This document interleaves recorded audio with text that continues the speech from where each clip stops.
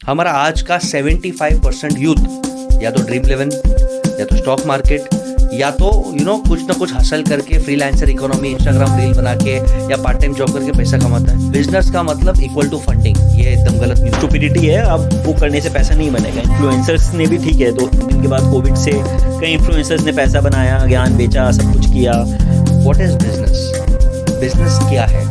Business का simple definition सब लोग सुन लो। आइडियाज तो 100 करोड़ पॉपुलेशन है, हर इंसान के पास आइडिया तो है ही। Never change the goal but change the path. You have to update daily. आप अपडेट नहीं करोगे, आप अड़ियल रहोगे, आप खत्म हो जाओगे। Loans cheapest form of funding. और आज गवर्नमेंट काफी स्कीम्स आपको दे रहे हैं। अगर आप बिजनेस कर रहे हो, सभी को रिक्वेस्ट करता हूँ, 2 चीज, अगर आप नया बिजनेस करना चाहते हो 2 चीज ले लो, 0 कॉस्ट में मिल जाता है। आपको ये इंस्टाग्राम का डीएम नहीं है कि आपने एक मैसेज भेज दिया मोदी चाचा को, मोदी चाचा ने पैसे भेज दिए। ऐसा नहीं होने वाले दोस्त। 80% इंडियंस टुडे ऑल्सो 80% लोग को रोटी कपड़ा मकान का इश्यू है। Super rich, they control India. The Ambanis, the Adanis, the D-Mart, the Zero, the Birla Tatas। Okay, आप एक्सप्लॉइट मत करो कि भाई इन्फोसिस में 70 घंटा मैं काम कर रहा हूँ और प्रॉफिट नारायण मूर्ति की बेटी यूके में ले रही है, वैसा मत करो। बेस्ट ऑफ बेस्ट फ्रेंड्स को स्टैंड में एक एक्सपेरिमेंट रखा गया था जिसका नाम है स्टैनफोर्ड प्रिजन एक्सपेरिमेंट। बहुत इंटरेस्टिंग है, आप भी ध्यान से सुनना। आप ठीक ठाक गाड़ी, बिजनेस का गाड़ी एक दिन में 0 कॉस्ट पे बना सकते हो। अगर 100% आपको करोड़पति बनना है, गारंटेड फॉर्मूला दे रहा है। Hello friends, welcome to the channel. आज हम बात करेंगे बसेश गाला सर से, जो एक 39 सोल्यूशन लिमिटेड नाम से कंपनी चलाते हैं और बिजनेसेस को काफ़ी हेल्प करते हैं ग्रो करने में, फंडिंग लेने में, आईपीओज लेने में। सर को फोर्ब्स आइकन इंडिया का अवार्ड भी मिला है और प्रेस्टिजियस अब्दुल कलाम अवार्ड भी मिला है। आज सर से हम जानेंगे कि किसी को अगर बिजनेस बनाना है तो वो कैसे बनाया जाए, क्या सही तरीका है, कितने पैसे चाहिए, क्या सही टीम बनाने का तरीका है, और बहुत सारी ऐसी चीज़ें जैसे स्टॉक मार्केट्स में आजकल डाउनफॉल आया है तो क्या किया जाए, क्या सही स्ट्रैटेजी रहती है। बहुत बहुत लर्निंग और एजुकेटिव सेशन है, तो प्लीज़ ट्यून इन। हमारे चैनल पे हम कोशिश करते हैं ऐसे जेन्युइन लोगों को बुलाने के लिए जिससे आप पर्सनल ग्रोथ भी अचीव कर पाएँ और उसके थ्रू हमारी कंट्री डेवलप हो। तो प्लीज़ आप ये कंटेंट जो है वो शेयर कीजिए और चैनल को सब्सक्राइब कीजिए ताकि आप बहुत कुछ सीख पाएँ, क्योंकि जैसे इंडिविजुअल से हम बात करते हैं उन्होंने अपनी फील्ड में काफ़ी सारी चीज़ें अचीव की हुई होती हैं और आई एम श्योर कि हम उनकी जर्नी से काफ़ी कुछ सीख सकते हैं। तो please subscribe to the channel and hopefully you like the content.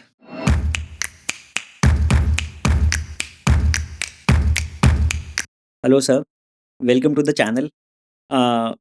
बहुत अच्छा लगा कि आज आप हमें ज्वाइन कर रहे हैं और आई थिंक एक ब्रॉडर थीम है कि इंडिया में बिजनेसेस को आजकल काफ़ी इंपॉर्टेंस दी जा रही है और एक कहीं ना कहीं गैप है जिसमें स्किल का है और एग्जीक्यूशन का है। आई थिंक बिजनेस ओनर्स को बहुत सीखने को मिलेगा इस चीज़ के लिए और यंग जो यूथ है उसके लिए भी। जी, so thanks a lot for coming. Thank you for having me. पहले तो मैं आपसे यही पूछूंगा कि आपकी जर्नी के बारे में आप थोड़ा बताइए कि जैसे आपने ग्रेजुएशन किया उसके बाद कैसे आप अभी कोचिंग करते हैं बिजनेसेस को, श्योर। एमएसएमईज को, और फंड रेजिंग में भी आप हेल्प करते हैं काफ़ी। तो कैसे आपकी जर्नी कैसे रही है थ्रू आउट द इयर्स? हमेशा मैं जो मानता हूँ कि लाइफ एक्सप्लोर करो and do not have a fix agenda, be open. तो मेरी लाइफ जर्नी कंफ्यूज्ड और एक्सप्लोरेशन में गई। बचपन में 2001 में जब हम स्कूल में थे, तभी dot com bubble, dot com, ये बहुत आईटी आईटी आईटी रेज था। बिल गेट्स हमारा हीरो था, तो आईटी इंजीनियर बन गए। उसके बाद आईटी इंजीनियरिंग की, अच्छे कॉलेज से की, from VJTI research eight IIT Bombay किया। अच्छे कंपनी में कोडिंग का जॉब मिला। तो लगा कि नहीं यार, हम गुजराती है, बनिया है, थोड़ा धंधा, स्टॉक मार्केट, तभी स्टॉक मार्केट का बूम चल रहा था, तो फाइनेंस सीख लिया। मेहनत बहुत की, फाइनेंस सीखा। One of the best companies in the world finance में गए। 2 साल वहाँ पे काम किया, बैंकिंग सीखा। अनफॉर्चुनेटली वो कंपनी बर्बाद हो गई, बैंकरप्सी हो गई, लीमन ब्रदर्स। 2008 जब वो बैंकरप्ट हुई, 7-8 क्राइसिस, तब मैं वहाँ पे था। तो लीमन ब्रदर्स से बहुत सीखने को मिला और उसके बाद फिर यूएस गया, वहाँ पे स्किल्स अपग्रेड किए, पढ़ाई किया, एमबीए किया, बहुत सारे सर्टिफिकेशंस लिए, best consulting company in the world में नौकरी की, best investment banking company in the world में नौकरी की। और फिर जब मैं इंडिया आया, एक कॉल था कि पेरेंट्स का ओनली सन था, तो पेरेंट्स ने बोला बेटा कॉल ले ले, या तो वहाँ पे सेटल हो जा, we are okay, we will support you, या तो यहाँ पे आ जा, इंडिया में भी अपॉर्चुनिटीज़ है और हमारा भी फैमिली बिज़नेस है, तो वो कौन सँभालेगा? तो इंडिया में आया तो फैमिली बिज़नेस जॉइन करने का ट्राई किया, तो वही टिपिकल जनरेशन गैप ईगो। पापा बोलते वो अमिताभ बच्चन बोलते हैं ना, परंपरा, अनुशासन, प्रतिष्ठा। और मैं बोलता हूँ डैड आई एम कूल यार, मैं सीख के आया हूँ, मैं दुनिया को सिखा के आया हूँ। पापा बोलते नहीं मेरे जैसे करना, तो डैड के साथ बिज़नेस नहीं कर पाए। उसके बाद मैंने जब देखा कि ये एमएसएमई जो है, छोटे बिज़नेसमैन है, ये बहुत स्ट्रगल कर रहे हैं। ये सब अपने हेकड़ी में, अकड़ में है और एक टाइम आ रहा था, जब मैं 2012 में इंडिया आया वापस, तब फ्लिपकार्ट, अमेज़न जब स्टार्ट हुए थे और मुझे क्लियर समझ में आ गया कि भई इनकी बैंड बजने वाली है। ट्रेडिशनल बिज़नेसमैन अपडेट नहीं करते, उनके पास सॉफ्टवेयर नहीं है, उनके पास आईटी नहीं है और लकीली फिर मैंने थोड़ा मेडिटेशन किया, मैं मेडिटेट करता हूँ। तो मुझे एक आहा मोमेंट मिला कि भई ऊपर वाले ने तुझे तैयार ही किया इसके लिए। आईटी सिखाया कि आप सिस्टम्स हेल्प कर सको, फाइनेंस में मास्टर किया कि आप फाइनेंस, फंड रेज़िंग, गोल शीट्स बना सको, स्ट्रैटेजी कंसल्टिंग करवाया आपसे। तो ये सब करा के मुझे लगा कि यार हम शायद 360 डिग्रीज़ एक छोटे एंटरप्रेन्योर को गाइड कर सकते हैं और इसके लिए 2013 में हमारी कंपनी का जन्म हुआ, जो एमएसएमई को हाथ पकड़ के ग्रो कराता है। That is our journey. तो सर जैसे आपने एमएसएमईज़ की बात की मतलब आजकल काफ़ी ट्रेंड में है, शार्क टैंक इंडिया जैसे हो गया और काफ़ी जी, लोग उससे इंस्पायर्ड भी हैं। जी, तो कहीं न कहीं आई थिंक एजुकेटेड यूथ के लिए या फिर जो टियर 2, टियर 3 से भी हैं, जिनको एजुकेशन में भी एकदम हाई लेवल एजुकेशन नहीं है, बट कहीं न कहीं आई थिंक एक ड्रीम है कि हम या तो जॉब करें, एक अच्छी जॉब करें या फिर एक अपना स्टार्टअप या बिज़नेस करें। स्टार्टअप थोड़ा फैंसी वर्ड है और श्योर, वाइडली यूज्ड वर्ड है। श्योर, उसको बिज़नेस ही बोलते हैं हम लोग बिल्कुल। क्योंकि एक अलग ट्रेंड चल गया है कि यार फंडिंग ले लेंगे, ठीक है? प्रॉफ़िटेबिलिटी के बारे में लोग सोचते नहीं हैं, ज़्यादा माइंडसेट यही है कि कहीं न कहीं फंडिंग ले लें बस। तो आप कैसे देखते हैं जो चेंजिंग एनवायरनमेंट है इंडिया का यूथ के लिए कंपेयरिंग जॉब्स एंड अपना खुद से काम स्टार्ट करना? देखो, इंडिया में पहले से ट्रेंड था, जो नॉर्दर्न बेल्ट है, जो हम कहते हैं ना traditional cow belt, the northern belt, वहाँ पे यूपीएससी, आईएएस, आईपीएस बनना है, तो वो ट्रेंड रहा। साउथ में यूजुअली एक ट्रेंड रहा था कि यार हमें प्राइवेट जॉब्स चाहिए। गुजरात में पहले से गुजरात, राजस्थान, मारवाड़ ब्लेंड में था कि भई हमें धंधा ही करना है, बचपन से धंधा, धंधा, धंधा। बंगाल में एक ट्रेंड था कि हमें आर्ट प्रमोट करना है। ऑफ कोर्स मैं जनरलाइज़ कर रहा हूँ, पर धीरे-धीरे शार्क टैंक के आने के बाद और कोविड के आने के बाद बिज़नेस हैज़ बिकम कूल। हम देख रहे हैं हमारी नज़र के सामने ही ब्लिंकिट आया, बड़ा हो गया, ज़ोमैटो आया, बड़ा हो गया। ये हमारी नज़र के सामने हुआ है। बायजूस आया, गायब हो गया। तो एक पॉइंट पहले मैं बोलूँगा कि पहले स्टार्टअप लोग गलत रीज़न्स के कारण करना चाहते हैं। 95% ऑडियंस स्टार्टअप इसके लिए करना चाहते हैं कि सर हमें हार्ड वर्क नहीं करना, हमें अपना बॉस खुद का बनना है और हमें करोड़ों कमाने, लाइफ कूल है। ये मोटिवेशन स्टार्टअप का है तो वो बर्बादी होने वाला है। और हमें क्विक मनी चाहिए। Quick money, okay. फिर सेकंड मोटिवेशन था बिजनेस का मतलब इक्वल टू फंडिंग। ये एकदम गलत news. Business is not equal to funding. In fact the best businesses have not raised funds. Zerodha को देखो, एक भी रुपया बिना अच्छा कर रहा है। ज़ोहो को देखो, पूरे दुनिया को सॉफ्टवेयर्स बेच रहा है, बिलियन डॉलर्स का रेवेन्यू है, यूनिकॉर्न है। तो फंडिंग इज नॉट नेसेसरी। तो फंडिंग के चक्कर में लोगों ने बिजनेस के बेसिक्स के भूल कर दिए और अब उनकी हालत खराब हो गई। 2024 से फंडिंग विंटर आया, फंड्स इजीली मिल नहीं रहे। तो यूथ ने क्या किया मालूम है? सबसे रोने वाली बात, हमारा आज का 75% यूथ या तो ड्रीम इलेवन, या तो स्टॉक मार्केट, या तो कुछ ना कुछ हसल करके फ्रीलांसर इकोनॉमी, इंस्टाग्राम रील बना के या पार्ट टाइम जॉब करके पैसा कमाता है। अब बम्बू लग गए, क्रिप्टो करेंसी पे स्ट्रिक्ट रेगुलेशंस आ रहे, तो वहाँ पे पैसे नहीं बन रहे। स्टॉक मार्केट में वाट लग गई मामू, वहाँ पे पैसे नहीं बन रहे, फंडिंग नहीं मिल रही और इनको नौकरी नहीं करना, हार्ड वर्क नहीं करना। तो ये लोग सब फँस गए हैं। तो सभी को बिज़नेस के बेसिक्स को एक्सप्लोर करने की बहुत ज़्यादा ज़रूरत है। सर आपने अलग-अलग स्टार्टअप्स की बात की जैसे Zerodha, sure, Zoho plus we have other startups also बिल्कुल। लाइक ओला है और ओयो है। ओयो है, मल्टीपल स्टार्टअप्स हैं। जी, तो इसमें अगर आपने बिज़नेस बेसिक्स की बात की, तो इसमें से क कोई बिज़नेस जो सही कर रहा है लाइक ज़ोमैटो है, तो वो क्या सही कर रहा है? जो गलत कर रहा है वो क्या गलत कर रहा है? ताकि लोगों को कम से कम एक ब्लैक एंड व्हाइट तो पता चले कि यार ठीक है, उनकी जर्नी थी। कभी-कभी तो होता है ना कि हमने वेव ही राइड कर ली। एक वेव आई थी उसको राइड करके पैसा बना लिया बट अब वो जो स्टुपिडिटी है अब वो करने से पैसा नहीं बनेगा। इन्फ्लुएंसर्स ने भी ठीक है, दो 2019 के बाद कोविड से कई इन्फ्लुएंसर्स ने पैसा बनाया, बिल्कुल। ज्ञान बेचा, सब कुछ किया। बट क्या प्रैक्टिकल है अभी जैसे स्टॉक मार्केट में भी आपने बोला कि अभी सबको थोड़ा झटका लगा है, तो दिमाग ठिकाने थोड़ा-सा आया है। तो सही और गलत बिज़नेस सेंस में अगर स्टार्टअप्स को थोड़ा हम ड्रिल डाउन करें, श्योर। तो किसकी स्ट्रैटेजी आप सही और गलत पहले बताएँगे? What is business? बिज़नेस क्या है? बिज़नेस का सिंपल डेफिनिशन ये सब लोग सुन लो is find a gap, create value, deliver value, generate profit and cash flow. बस। कि you are solving a problem. आप एक गैप है या आप प्रॉब्लम सॉल्व कर रहे हो, आप वैल्यू क्रिएट कर रहे हो, वो वैल्यू क्रिएशन से सामने वाले को कुछ फ़ायदा हो रहा है, बेनिफिट हो रहा है और वो आपको पैसे दे रहा है और वो पैसे से प्रॉफिट कैश फ्लो हो रहा है। ये बिज़नेस है। आज भी, कल भी, 1000 साल पहले भी और 1000 साल बाद भी बिज़नेस का यही डेफिनेशन रहने वाला है। अपने आप से पूछो भई, अपने आजू-बाजू बहुत बिज़नेसेस हो सकते हैं। हमने क्या सोचा बिज़नेस का मतलब कोविड के बाद लोगों को लगा पासिंग द पार्सल गेम।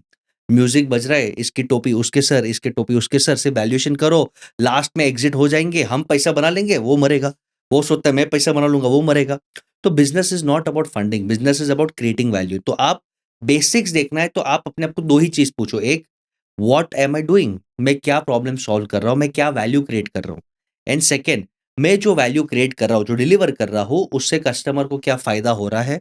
और अगर वो फ़ायदा हो रहा है, तो क्या वो मुझे पे कर रहा है? और अगर वो पे कर रहा है, तो क्या वो पेमेंट से मैं आज या 2 साल के अंदर, 3 साल के अंदर प्रॉफिट और पॉजिटिव कैश फ्लो कमा सकता हूँ? ये इतना सिंपल डेफिनिशन है। तो आप अगर ये एनालाइज़ करो, एक सिंपल एग्ज़ाम्पल देता हूँ। बैंगलोर इज़ आज ऑल्सो स्टार्टअप कैपिटल इंडिया का है। Bangalore, Gurugram, then Mumbai, Pune, okay? बैंगलोर में बहुत कॉमन था कि लोग कॉफ़ी शॉप्स में मिलते थे। कॉलेज के बच्चे, 22 साल, 24 साल, 26 साल के बच्चे और वो लोग आइडियाज़ डिस्कस करते थे। एक आइडिया मेरा बहुत वायरल रील भी हुआ था, findkamwalibuy.com। ये आइडिया रील हो गया, किसी इन्वेस्टर को पिच किया, इन्वेस्टर को लगा हाँ यार ये तो प्रॉब्लम है, काम वाली मिलते नहीं है, उससे करोड़ों रुपए फंडिंग में दे दी। आज तक वेबसाइट नहीं बना, एक काम वाली बाई प्लेस नहीं हुई। तो ये अब ज़माना गया, अब ये नहीं होगा। आपको प्रूव करना पड़ेगा कि भई हाँ, मेरे पास नेटवर्क है, ये डोमेस्टिक वर्कर्स का। आपको प्रूव करना पड़ेगा हाँ, मैं ये डिलीवर कर सकता हूँ ऐप के थ्रू और आपको प्रूव करना पड़ेगा इससे जो पैसा आएगा उसको मैं अपने सर्वर कॉस्ट, मार्केटिंग कॉस्ट निकाल पाऊँगा। अर्बन क्लैप ने यही किया। टेक्नीशियंस, एसी कूलर्स, हमारे वाटर प्लंबर्स को उसका ऐप बनाया। अर्बन क्लैप, अर्बन कंपनी आज प्रॉफिटेबल है। तो आप गैप फाइंड करो, प्रॉब्लम सॉल्व करो, बेनिफिट दो और आप जो पैसा कमा रहे हो उससे प्रॉफिट जनरेट करो। ये करोगे तो धंधा हिट है, नहीं तो आप टाइम वेस्ट कर रहे हो, आप बर्बाद होने वाले हो। अर्बन क्लैप का भी सर मैंने एक इवेंट अटेंड किया था पहले जी, बैंगलोर में when I was in Bangalore. जी, तो उन्होंने भी अपना जो बिज़नेस मॉडल है, वो काफ़ी बार पिवट किया है। बहुत। पहले उनका कुछ और था, अभी उन्होंने ये किया है कि इन हाउस लोगों को रखते हैं, वो और ट्रेन करते हैं और फिर सर्विस प्रोवाइड करते हैं। तो आई थिंक एक तो गैप आइडेंटिफ़ाई जो करना है, वो कितना कोई उसका फ्रेमवर्क है क्या? क्योंकि इतना आसान नहीं है। आइडियाज़ तो 100 करोड़ पॉपुलेशन है, हर इंसान के पास आइडिया तो है ही।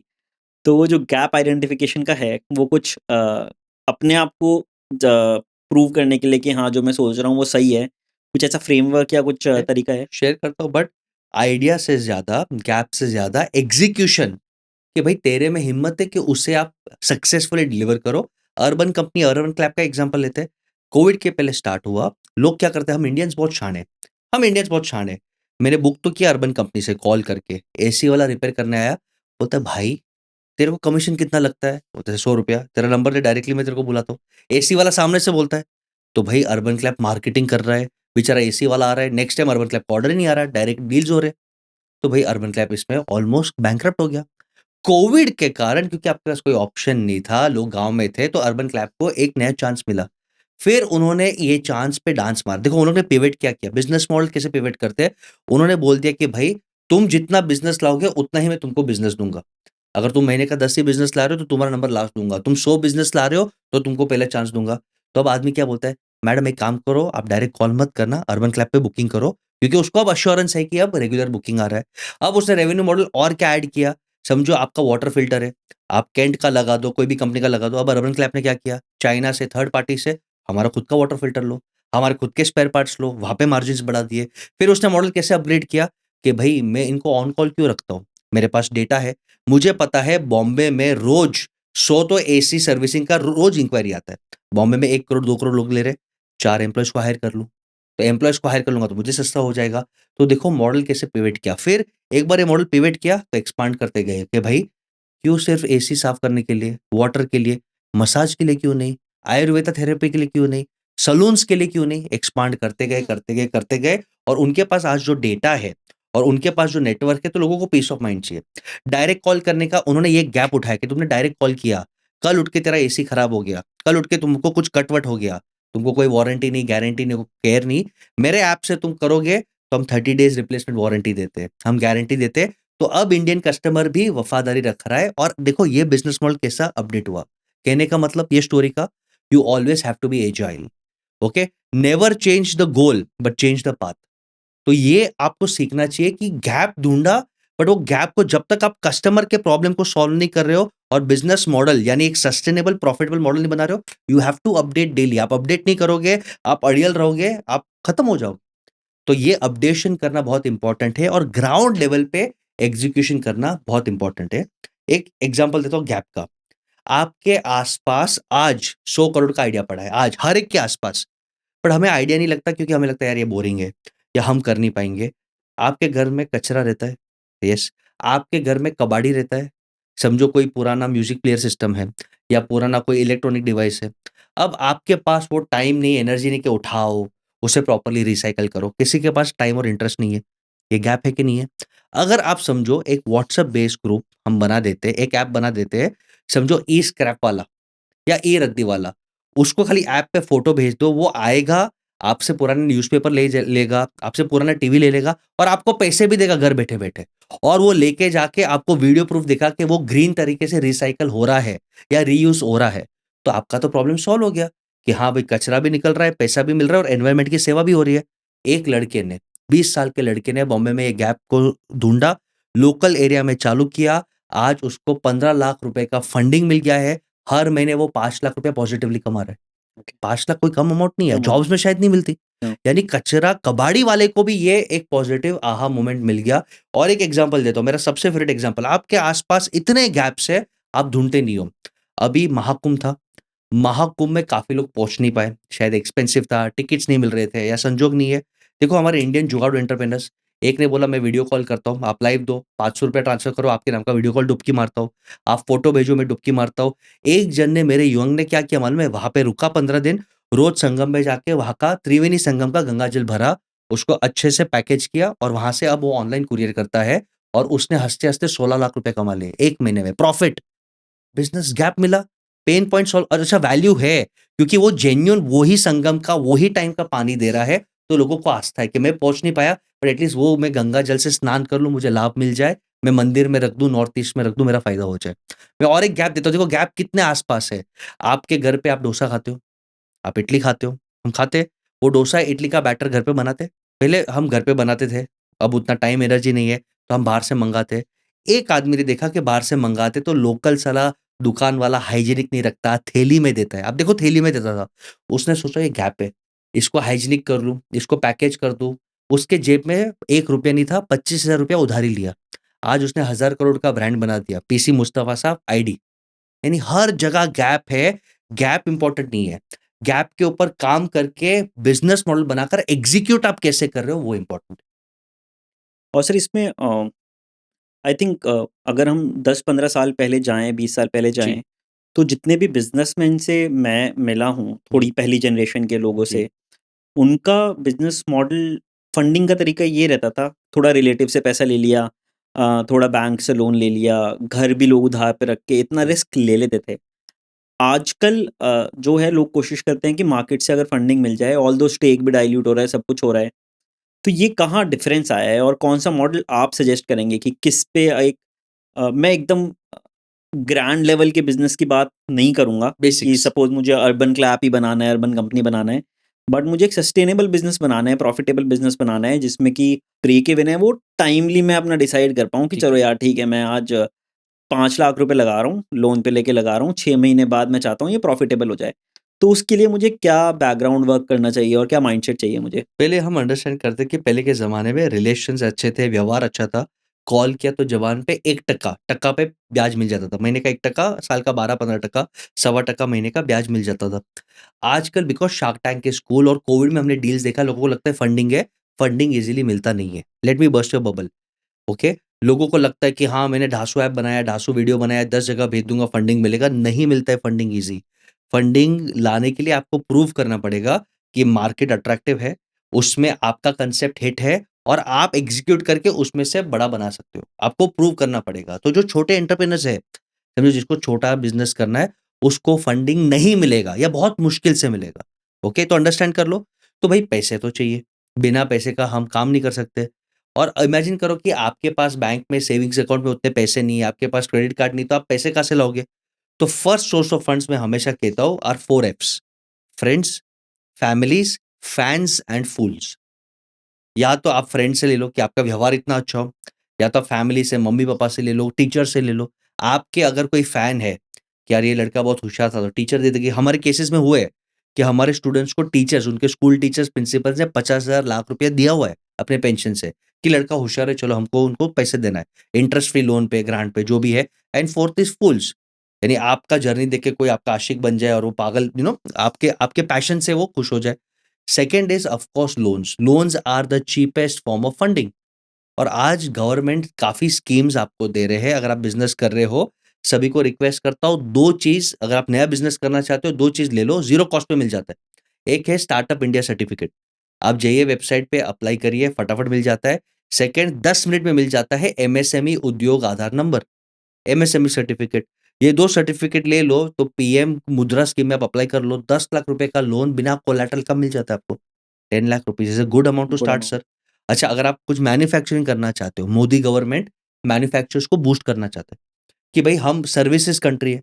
हम टीसीएस और इन्फोसिस से पले हम यहाँ पे मैन्युफैक्चर करें और हो सके तो एक्सपोर्ट करें। आप अगर मैन्युफैक्चरिंग करना चाहते हो तो 2.5 करोड़ या 5 करोड़ रुपया तक कोलैटरल फ्री लोन आपको मिल सकता है। अभी सबको लगेगा सर ये इतना ईज़ी नहीं है, तो ऑफ कोर्स ईज़ी नहीं है।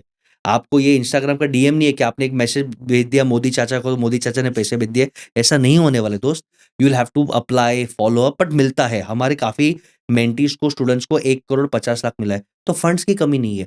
आपके अंदर अगर हुनर ज़्यादा है, इंक्यूबेशन सेंटर्स होते हैं। गवर्नमेंट बैक इंक्यूबेशन सेंटर्स होते हैं, प्राइवेट इंक्यूबेशन सेंटर्स होते हैं, वहाँ पे लिस्ट करिए।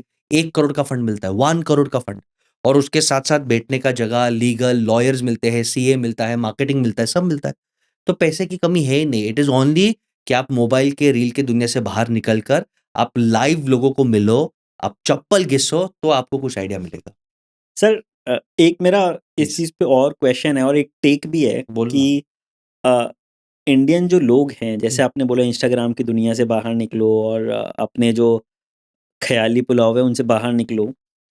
इंडियंस जो स्टार्टअप बन रही हैं, इंडियन कंपनीज़ बन रही हैं, इंडियन लोग हैं, वो सच में कुछ वैल्यूएबल बना भी रहे हैं या फिर खाली एक जो फ्लो है, जो टाइगर कैपिटल है, जो इन सब से फंडिंग ले लेके बस कहानी चले जा रही है? क्योंकि अभी रिसेंटली जैसे एआई का काफ़ी हाइप है बिल्कुल। और हाइप नहीं है, मतलब मैंने तो खुद एग्ज़ीक्यूशन देखा है कि कैसे एआई ने 2 साल में अपनी क्वालिटी इम्प्रूव की है। बहुत सारे जो लोग बोलते हैं कि एआई रिप्लेस तो नहीं करेगा, मेरा ये मानना है कि एआई बिल्कुल रिप्लेस कर अरे देगा। कर रहा है, करेगा काफ़ी क्या? सारी जॉब्स हैं, कंटेंट क्रिएशन में हो गया, एडिटिंग में हो गया, रिसर्च में हो गया, जिसमें इंडियंस ज़्यादा आई थिंक एम्प्लॉयड थे क्योंकि यूएस हम अपना चलता कैसे है सर्विस इंडस्ट्री कि यूएस में हाई प्रोफाइल काम होता है, जो थोड़ा बैकलॉग का काम है वो इंडिया में आता है और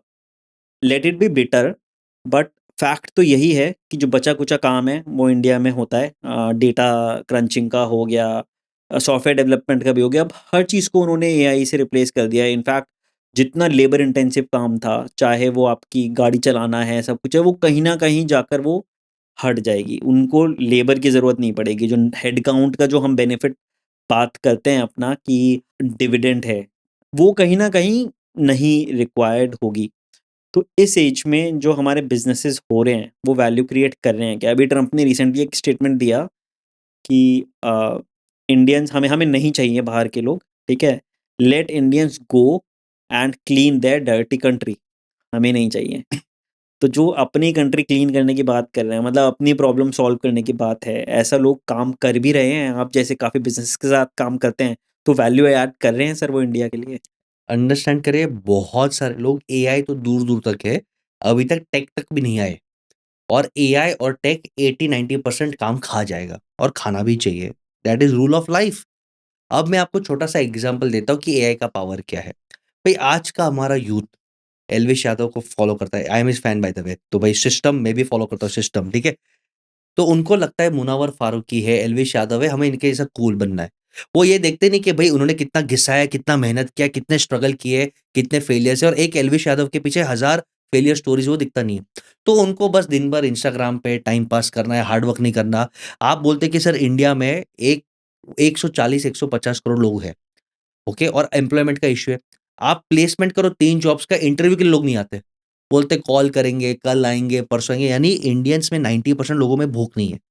सब कन्फ्यूज़्ड है, जो जेन ज़ी और जेन अल्फ़ा बोला जेन ज़ी, हम हमारी मर्ज़ी से काम करेंगे, गिग इकोनॉमी करेंगे, हम नेटफ्लिक्स देखेंगे, हम स्टार्टअप करेंगे, we are figuring it out. And fortunately unfortunately हमारे मदर, फादर और दादा ने रोटी, कपड़ा, मकान का प्रॉब्लम सॉल्व कर दिया या गवर्नमेंट ने सॉल्व कर दिया। भई फ्री होम मिल रहा है, लाडली बहन स्कीम में 1500-2100 फ्री मिल रहा है। तो सर्वाइवल इंडिया में अब ईज़ी हो गया। तो तुमको काम करने की ज़रूरत है तो किसको हार्ड वर्क ही नहीं करना है। अब आप रियली एआई का इम्पैक्ट देखो। अब इमेजिन करो मुझे एक कॉल सेंटर बनाना है। इंडिया में बीपीओ का काम आज भी आता है। We are good English speakers. मुझे कॉल सेंटर 1000 लोग का बनाना है। कितना स्क्वायर फीट जगह लगेगा? अंदाज़ से आप मुझे बोलिए। अगर मुझे नोएडा में या मुंबई में प्राइम लोकेशन पे 1000 लोगों का कॉल सेंटर बनाना है, कितना मुझे जगह लगेगा? मिनिमम से मिनिमम 5000 स्क्वायर फीट पकड़ लो। इसका मिनिमम से मिनिमम रेंट अच्छे शहर में ₹300 स्क्वायर फीट विथ इंटीरियर पकड़ लो, तो 15 लाख तो आपका मंथली रेंटल हो गया, खाली जगह का। आदमी लोग की सैलरी आप पकड़ लो तो आज 20,000 कोई भी एक्सपेक्ट करता है बेसिक सैलरी इंसेंटिव, तो भाई 1000 लोग इंटू 20,000 आप वो सैलरी काउंट कर लो, तो ये एक कॉस्ट हो गया। तो महीने का कॉस्ट हँसते-हँसते करोड़ हो गया। अब इसको मैनेज करने के लिए आदमी बोलता है अब होली है मैं नहीं आऊँगा, संडे में नहीं आऊँगा, ओटी है, मेरा मूड नहीं है। तो भाई कॉल सेंटर से काम निकालने के लिए लाखों का रेंट दो, करोड़ों का सैलरी दो, ओवरटाइम दो, आदमी को मोटिवेट करो, ये सब रिप्लेस हो गया एक इतने पेन ड्राइव से। आप पेन ड्राइव लैपटॉप में लगा दो, एआई पावर्ड पेन ड्राइव है। आप जैसे ही कॉल करोगे आपका मोबाइल नंबर पहचानेगा, वो बोलेगा hello mister Basesh Gala, how are you? Last time आपने कॉल किया था ये प्रॉब्लम के लिए, क्या वो सॉल्व हुआ? यहाँ पे नॉर्मल कॉल सेंटर में हम कॉल करते हैं, हर टाइम नया लड़का उठाता है। उसको मालूम ही नहीं, उसको वापस कहानी समझाओ। फ्रस्ट्रेट यहाँ पे तो उसको याद है यार, ये एआई है, इतने पेन चिप में आ रहा है, मैंने देखा हुआ है, हम इम्प्लीमेंट कर रहे हैं बॉम्बे में। यानी आप इमेजिन करो मेरा रेंट बच गया, मेरा करोड़ों का सैलरी बच गया, 1000 कॉल्स एक साथ ये एआई इंटरनेट का लाइन चाहिए और एक सर्वर चाहिए, ये मैनेज कर सकता है। मैं क्यों 1000 लोग को एम्प्लॉय करूँ? 1000 जॉब्स गायब हो गए। रियल एस्टेट का स्पेस गायब हो गया। ये है एआई का इकोनॉमी इम्पैक्ट जो अगले 5 साल में आपको दिखेगा और इसके कारण गवर्नमेंट के ऊपर इतना प्रेशर आएगा कि जब लोगों के पास काम नहीं रहता ना, तो या तो ट्रोल करते हैं, या तो बदमाशी करते हैं, या क्राइम करते हैं। तो या तो फिर उन्हें और रेवड़ी देना पड़ेगा और स्कीम देना पड़ेगा। तो ये एक बहुत डेंजरस प्रॉब्लम है, इसलिए सभी यूथ को बोल रहा हूँ, एआई में अपनी स्किल सेट्स बढ़ाओ तो आपकी डिमांड रहेंगी, नहीं तो फिर आप बहुत फ्रस्ट्रेटेड रहेंगे। सिविल अनरेस्ट भी आई थिंक एक इकोनॉमिक इम्पैक्ट से आना ही है, क्योंकि जैसे नितिन गडकरी जी ने तो बोल दिया है कि हम जो ड्राइविंग है सेल्फ ड्राइविंग कार्स नहीं लाएंगे इंडिया बिल्कुल, में, क्योंकि यस, ड्राइवर्स की नौकरी चली यस, जाएगी। यस। बट क्या-क्या नहीं लाओगे? भाई, हम लोग अब तक बोल रहे थे टेस्ला को आने नहीं देंगे। आ गया टेस्ला, बीकेसी में ऑफिस ले लिया। You can never stop the change, you can not stop the change. Okay, वहाँ पे ट्रम्प ने थोड़ा होल दे दिया तो आज पीयूष गोयल साहब भागे उधर कि सर टैरिफ टैरिफ हम कम कर दें, डोंट वरी। टेस्ला के ऊपर, ईवी के ऊपर 120% टैरिफ था, अब 10% पे लेके आए। तो करना पड़ता है। प्लीज़ अंडरस्टैंड, इंडिया में सबसे बड़ा चैलेंज एक है, the top 1% have access to 97% wealth. So the super rich are getting more rich, the bottom 50% do not have in access to 5%। ये एक ऑक्सफैम करके रिसर्च है, वो बार-बार रिसर्च निकलता है। यानी इंडिया का सबसे बड़ा प्रॉब्लम ये है। और अगर व्यूअर्स को एक इनसाइट चाहिए, तो आप बोलते हैं ना इंडिया का जो सबसे बड़ा स्ट्रेंथ है वो उसका लेबर है, द ह्यूमन कैपिटल जो आप डिविडेंड बोल रहे थे। इंडिया 4 भाग में बिका हुआ है। You know we divide India into 4। 80% Indians today also 80% 80% लोग को रोटी, कपड़ा, मकान का इश्यू है। यानी ये लोग बेसिक सर्वाइवल पे ही जी रहे, they depend on government for jobs और सब्सिडी, और ये लोग कुछ बाय नहीं करने वाले। ये फ्री का यूट्यूब देखेंगे, फ्री का व्हाट्सएप पे मस्ती करेंगे, बट ये लोग स्पेंड नहीं कर सकते, इनके पास इनकम ही नहीं है। तो 80% इंडिया आज यहाँ हालत पे है। इमेजिन करो 80 करोड़ लोगों को गवर्नमेंट आज भी फ्री अनाज दे रहा है। तो हमको लगता है ना इंडिया 150 करोड़ का, भाई इंडिया 150 करोड़ का ठीक है, आपका ऑडियंस जो आपका प्रोडक्ट सर्विस लेगा वो बहुत कम है, ऑलराइट। 15% पीपल, मैं इसको कहता हूँ इंडिया बी, जो इंडिया पुअर है उसको भूल जाओ, इंडिया बी है, वो अभी-अभी उनके पास पैसा है। यानी घर पे समझो 50,000 रुपया महीने का कंबाइंड इनकम रहेगा। ये अभी-अभी इनके पास पैसा है, तो ये अभी-अभी ट्राई करना चाहते हैं, दे वांट टू एक्सपेरिमेंट। तो यही लोग हैं जो थोड़ा नेटफ्लिक्स देख लेंगे, ये लोग हैं जो कॉन्सर्ट में जाएँगे, बट ये सस्टेन नहीं कर पाएँगे, ये अभी-अभी लोग आ रहे हैं। और यही लोग हैं जो अब ड्रीम 11 पे म्यूचुअल फंड्स एसआईपी कर रहे हैं, ये एक्सपेरिमेंट कर रहे हैं। फिर आता है इंडिया ए, ऑलराइट, ये 4% लोग हैं। इनके पास घर का 1 लाख, 1.5 लाख, 2 लाख महीने का इनकम है, हस्बैंड वाइफ कमा रहे, ठीक-ठाक है। ये लोग हैं जो अब प्रीमियमाइज़ेशन चाहते हैं। सर हम मारुति नहीं लेंगे। इंडिया के इतिहास में रिकॉर्ड है, 2024 में number 1 top selling car was not a Maruti car, it was Tata. क्यों? Because Indians now want little more safety, little more premiumisation. ये हिंट आ रहा है कि ये जो अब ऑडियंस स्पेंड कर रहा है, ये प्रीमियमाइजेशन है। In the top 1% are the super class, super rich, they control India. The Ambanis, the Adanis, the DMart, the Zerodhas, the Zoho, the Birlas, the Tatas, ये और पावरफुल हो रहे हैं। तो ये इंडिया को आपको समझ के, इंडिया का आपने जो बोला सिविल अनरेस्ट, ये 80% लोगों को जब तक आप एंगेज नहीं करेंगे इंटेलेक्चुअली, फिजिकली, वर्क वाइज, तो ये लोग बहुत परेशान करेंगे। और डेमोक्रेसी में वोटिंग ही होता है, ये 80% ही वोट करते हैं, तो रेवड़ी कल्चर बढ़ते जाएगा, बढ़ते जाएगा, बढ़ते जाएगा। देश का इकोनॉमी बैलेंस भी टूटेगा और सिविल अनरेस्ट भी होगा। तो ये देश के लिए सबसे बड़ा खतरा है। तो सर आपने जैसे बताया 80% लोग तो आई थिंक परचेजिंग पावर उतनी उनकी है नहीं। है ही नहीं। तो जो हम बोलते हैं कंजम्पशन ड्रिवन इकोनॉमी है हमारी और हम उस चीज़ पर डेवलप्ड इकोनॉमी बन जाएंगे, बिल्कुल 2047 का टारगेट है, वैल्यू तो हम क्रिएट कर ही नहीं रहे हैं ना। और अपनी जो देश की प्रॉब्लम्स हैं, चाहे हम मैन्युफैक्चरिंग को हम बोल रहे हैं काफ़ी टाइम से कि यार इतने का प्लान है 500 बिलियन, अगर तुम 500 करोड़ अगर लगाते हो तो गवर्नमेंट ये इंसेंटिवाइज करती है। बट अभी भी आप ग्राउंड पे जाके देखो तो अगेन हार्श ट्रूथ है जो मैंने बोलिए देखा प्लीज। हुआ है। कंपनीज बड़ी बड़ी भी जो बन गई हैं ना, वो चाइना के सप्लायर से सामान मंगा रही हैं और असेंबल ही कर रही हैं। वो बिल्कुल मैन्युफैक्चरिंग के उनको ग्रांट्स तो मिल गए हैं, बट कुछ क्रिएट हो नहीं रहा है ज़्यादा। नहीं, मैं एक चीज़ बोलता हूँ, एक तो जो 20% है, वो भी एक बड़ा नंबर है। 150 करोड़ का 20% है सर, जो 30 करोड़ नंबर, कुछ-कुछ देश के पॉपुलेशन ज़्यादा है, तो यहाँ पे प्रीमियमाइज़ेशन है। इसके तो पूरी दुनिया पागलों जैसे इंडिया में आ रही है, क्योंकि यहाँ पे यूथ को अभी-अभी क्रेडिट कार्ड का कल्चर समझ में आ रहा है। बीएनपीएल, बाय नाउ पे लेटर, अभी-अभी समझ में आ रहा है। तो the India growth story is here, believe in the India story, I am believing. लेकिन आपने जो बोला ना ग्राउंड रियलिटी पे है, इंडिया चाइना नहीं बन सकता। चाइना हमसे 20, 25, 50 साल आगे है। Let's understand. और सबसे बड़ा रीजन है लैंड। यहाँ पे हमारे मुंबई में, आगे नवी मुंबई में एयरपोर्ट के लैंड को क्लियर करने के लिए 25 साल लगा। सिर्फ लैंड को क्लियर करने के लिए गवर्नमेंट को 25 साल लगा। Litigation, PIL, court case, democracy है। चाइना में सिंपल रूल है, land belongs to government. China को लैंड चाहिए एयरपोर्ट बनाने के लिए, जुप लैंड मिल गया। फैक्ट्री, जुप लैंड मिल गया, लीज पे मिल गया।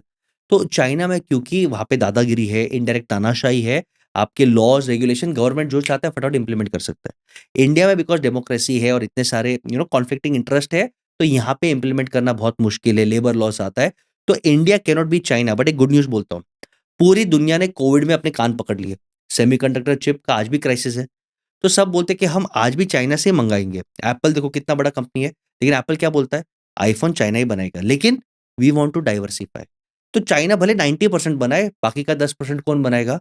यहाँ पे इंडिया के पास स्कोप है कि चलो हम 5% एप्पल के लिए बना ले, 5% वियतनाम बना ले। सो वियतनाम, कोरिया, फिलीपींस, इंडिया, ये सब good alternative, China plus one एक स्ट्रैटेजी आ रही है, ये गुड ऑल्टरनेटिव्स बन रहे हैं। सो आई थिंक इंडिया के पास स्कोप है कि अगर वो दुनिया का 10% मैन्युफैक्चरिंग हब भी बन गया तो भी हमने बहुत काम कर लिया। और कुछ-कुछ फील्ड्स में तो हम एब्सोल्यूट मास्टर्स हैं। मेडिसिन में इंडिया इज़ फार बेटर। लोग इंडियंस को ज़्यादा ट्रस्ट करते हैं कंपेयर्ड टू चाइना, कि यहाँ पे कंट्रोल अच्छा है। आप वैक्सीनेशन में भी देखो, इंडिया के वैक्सीन्स कोविड के टाइम पे मच बेटर थे। Even compared to the US Pfizer vaccine, our vaccines were better. तो मेडिसिन्स में we are good, certain sectors में we are good, but China से हम बहुत पीछे रहेंगे। अगर हम चाइना प्लस वन भी बन गए और 10% भी दुनिया के लिए बना लिया, इट्स अ गुड सक्सेस, क्योंकि आज इंडिया की इकोनॉमी 60-70% सर्विस पे चलती है। जब तक ये फ्लिप होके मैन्युफैक्चरिंग पे नहीं चलती, हम डेवलप्ड कंट्री नहीं बन पाएंगे। I think sir rightly said कि इतनी पॉपुलेशन को आई थिंक सस्टेन करने के लिए मैन्युफैक्चरिंग तो कहीं ना कहीं लाना ही पड़ेगा। बिल्कुल। और बट एक प्रॉब्लम और भी है कि अगर चाइना प्लस वन की जब से बात हुई है कोविड के टाइम से, तब भी बहुत सारे सेक्टर ऐसे हैं जिसमें कि जैसे अलग कंट्रीज आपने बोली कि साउथ कोरिया हो गया, वियतनाम हो गया, फिलीपींस हो गया, जी। इन लोगों ने भी काफ़ी सारे सेक्टर्स में बहुत अच्छा मतलब रेड कार्पेटिंग श्योर। दी है कंपनीज को। यस। लाइक बांग्लादेश का अगर आप देखें, वियतनाम का देखें, तो काफ़ी सारा जो क्लॉथ इंडस्ट्री है, ये काफ़ी सारा यहाँ पर बनने लगा है। तो कहीं ना कहीं इंडिया में अभी अपॉर्चुनिटीज़ हैं, आई थिंक हम कोशिश कर रहे हैं, but we have to be very competitive. I I think अपने पास एक एडवांटेज है। देखो स्टेबिलिटी इंडिया में ज़्यादा है। बांग्लादेश में अनस्टेबल हो गया वापस, तो लोग वहाँ से निकल रहे हैं। तो मोदी जी वो कर सकते हैं जो ट्रम्प यूएस में कर रहे हैं। ट्रम्प क्या कर रहा है यूएसए में? फॉलो माय रूल्स और गेट आउट। तो हमारे पास सबसे बड़ा स्ट्रेंथ क्या है कि भाई 150 करोड़ छोड़ दो, 30-40 करोड़ का कंजम्पशन का क्लास चाहिए। मास्टर कार्ड को चाहिए, वीज़ा को चाहिए, सैमसंग को चाहिए। अगर आपको चाहिए तो यहाँ पे फैक्ट्री डालो। तो मोदी जी इनडायरेक्टली ये रिवर्स दादागिरी कर रहे हैं कि अगर आपको इंडिया में माल बेचना है, तो इंडिया में फैक्ट्री डालो। हुंडई के साथ यही कर रहे हैं कि आपको गाड़ी बेचना है, डालो फैक्ट्री यहाँ पे। सैमसंग के साथ यही कर रहे हैं, एप्पल के साथ यही कर रहे हैं, टेस्ला के साथ यही करेंगे।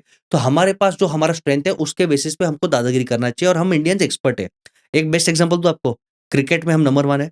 हमारी दादागिरी कितनी चलती है, नहीं जाएंगे हम पाकिस्तान, खेलो हमारे बिना, नहीं खेल सकते सर, हम दुबई में ही खेलेंगे। ओके प्रभु, किया दादागिरी, वी आर डोमिनेटिंग, कुछ गलत नहीं उसमें।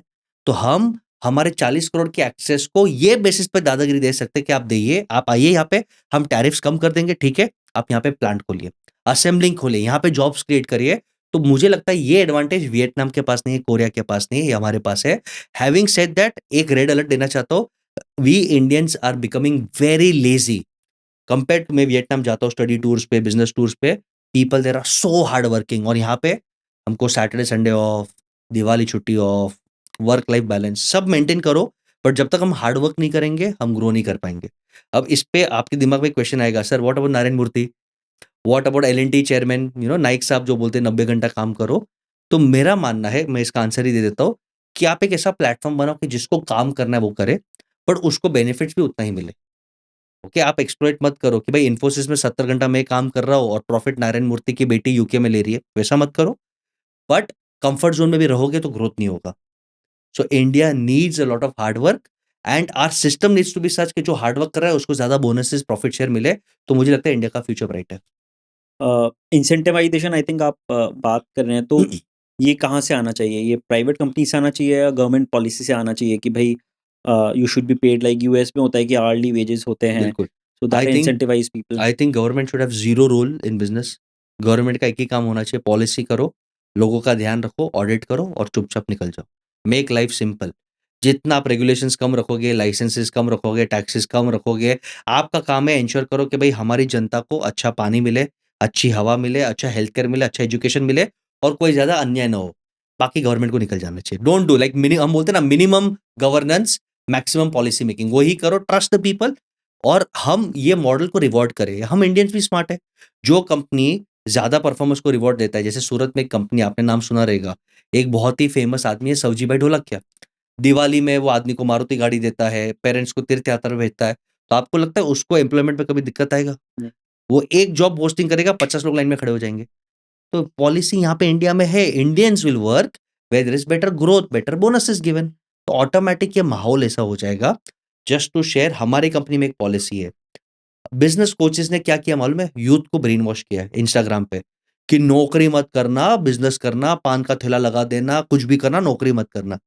This is absolutely bullshit. मैं आपके चैनल पे बोलना चाहता हूँ कि नौकरी करने में कोई बुरी चीज नहीं है, अगर आप इंट्राप्रेन्योर बन सको। मैं ये वर्ड बार बार बोलता हूँ, इंट्राप्रेन्योर का मतलब कि मैं कंपनी में काम कर रहा हूँ, मेरा कोई इन्वेस्टमेंट नहीं लग रहा, मेरा कोई रिस्क नहीं है, मुझे 3 तारीख को 5 तारीख को पगार मिल जाएगा, लेकिन अगर प्रॉफिट ज्यादा हो रहा है तो प्रॉफिट का हिस्सा भी मुझे मिलता है। Right, so I know lot of people जो इंट्राप्रेन्योर्स है। हमारे कंपनी में भी X% of profit is shared with all employees. तो उनको सेफ्टी पगार भी टाइम पे मिलता है, और इफ यू डू गुड उनको बोनसेस भी अच्छे मिलते हैं। ऐसा मॉडल बनाओ तो आप विन विन कर पाओगे।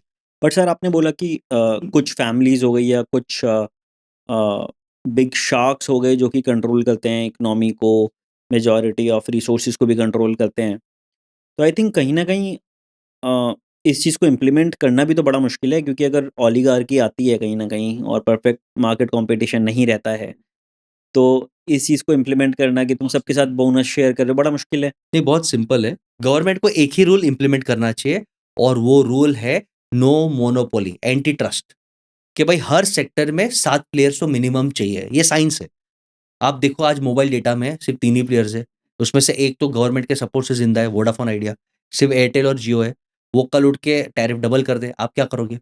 तो आपको अगर ये कंट्रोल करना है, government needs to be very very strong saying that भाई हर सेक्टर में मुझे 7 प्लेयर चाहिए, 7 प्लेयर नहीं है, आपको 50% एक्स्ट्रा टैक्स, आपके टर्नओवर पे 20% एक्स्ट्रा टैक्स, या हम अलाउ नहीं करेंगे, ब्रेकअप द कंपनी। ये कुछ कुछ कंट्रीज में होता है, इसे एंटी ट्रस्ट रेगुलेशन कहते हैं। हमारे यहाँ पे भी है competition commission of India, but वो काम नहीं कर रहा है मेरे हिसाब से।